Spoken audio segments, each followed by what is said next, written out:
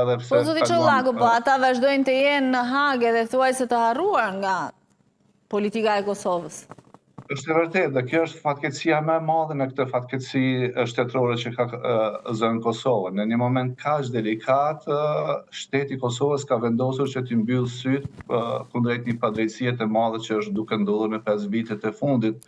sepse kemi një proces të tezgjatur, maratonik gjyqësor që ka ndodhur në Hagë, i cili për dijenin e të gjithëve ka qenë një proces krejtësisht i panevojshëm dhe imponuar politikisht nga faktorin ndërkombëtar. Mirë po, të cilin do duhet të ishte parë fundi deri me tani, mirë po nuk e kemi parë një fund të tillë. Dhe në krejt këtë proces, institucionet shtetërore të Kosovës kanë qëndruar tërësisht pasive, e kanë injoruar në tërësi, dhe në rastin më të keq edhe e kanë penguar këtë proces duke mos mbuluar detyrimet e tyre shtetërore për financimin e ekipit të mbrojtjes për ata që akuzohen sot në Hagë. Mirë po, mendoj që një procesit të tillë, një padrejtësie të tillë është duke ardhur fundi, sepse këtë vit ne presim të kemi një verdikt përfundimtar eventualisht në fillim të vitit të ardhshëm, mirë po shpresoj që do duhet ndodhte këtë vit dhe do të kemi një epilog të qartë dhe pritja jonë dhe pritja e gjithë qytetarit të Republikës së Kosovës është që nuk mund të ketë asnjë verdikt tjetër përveç vërtetimit që lufta ushtrisë-shqiptare të Kosovës ka qenë luftë e drejtë dhe luftë për liri, dhe nuk ka qenë një luftë pushtuese apo një luftë që ka synuar civilet e çfarëdo komuniteti, qoftë në Kosovë apo jashtë Kosovës, sepse të dhënat dhe faktet janë krejtësisht në luftën e drejtë të ushtrisë shqiptare dhe të qytetarëve apo të popullit të Kosovës. Mirë po, ky është një proces i ndarë, edhe pse është interesante që në tweetin e tij presidenti Trump ndoshta në mënyrë të tërthort i referohet ai këtij procesi, sepse duke fajsuar ish presidentin amerikan Biden, i cili ka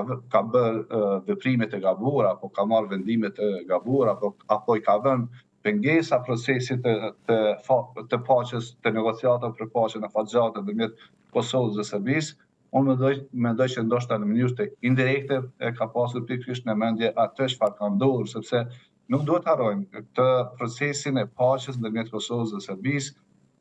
në atë periudhë e kishte udhëhequr ish presidenti Hashim Thaçi dhe për të rishikuar si tuaj, sepse jo për ata kosovar, unë kam qenë në të gjitha ato takime përgatitore për këtë marrëveshje që kanë ndodhur në shtëpi të bardhë dhe në vende tjera të Bashkimit Evropian, dhe ai nuk ka qenë një proces i thjeshtë dhe ad hoc, ka qenë një proces me një strategji të qartë dhe me një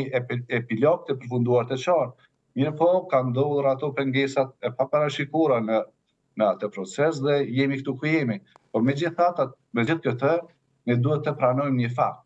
Përkundër faktit që Kosova synon anëtarësimin e Bashkimit Evropian dhe ky është destinacioni kryesor. Prandaj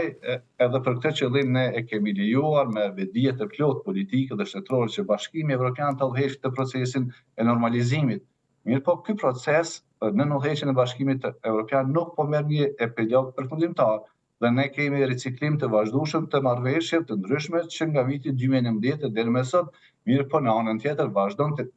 tensioni ndërmjet Kosovës dhe Serbisë nuk kanë pushuar asnjëherë dhe si rezultat nuk kemi një ujë reciproke. Prandaj Bashkimi Evropian në një farë mënyrë e humb të mundësinë e art që të dëshmohet si një aktor global, jo vetëm për shtetëndërtim, po dhe për negociata ndërkombëtare të karakterit çfarë janë këto ndërmjet Kosovës dhe Serbisë. Kam përshtypjen